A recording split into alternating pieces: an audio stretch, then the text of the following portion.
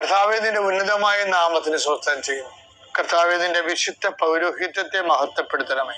കർത്താവേ, സഭയിലുള്ള സാന്നിധ്യം ദൃഢമാക്കണമേ. 39 വർഷം ഞാൻ അർപ്പിച്ച കൃപാന്റെ യുഗതിയായി കൃപാസ്ഥാനത്താരെ ജീവനോടെ പ്രത്യക്ഷപ്പെട്ട മാതാവിന്റെ മാധ്യസ്ഥേനി അത്താറെ നടന്ന 10,000-കണക്കിന് ആരാധന ശക്തിയാൽ കർത്താവേ,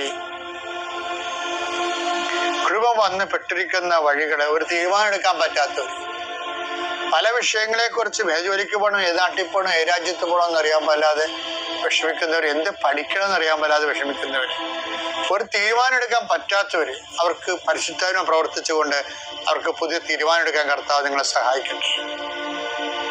രോഗപീഠകള്, വേദന രോഗങ്ങള്, മറ്റു വ്യക്തികളുമായിട്ടുള്ള വഴക്കുകള്, കേസുകള്, കോടതി കേസുകള്, പോലീസ് കേസുകള്,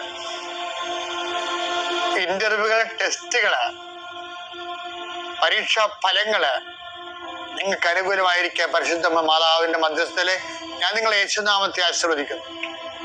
എന്റെ കർത്താവിന്റെ ഉന്നതമായ നാമത്തിൽ സഭയുടെ അധികാരത്തിൽ ഒരു ചടയാത്തിൽ കൃപാസ്ഥാനത്താരെ ജീവനോടെ പ്രത്യക്ഷപ്പെട്ട മാതാവിന്റെ മധ്യസ്ഥ രോഗപീഠകള് ഈശ്വരനാമത്തെ സൗഖ്യം പ്രാപിക്കട്ടെ. ഇപ്പൊ ഈ ദിവസങ്ങളിലല്ലേ പറയണം.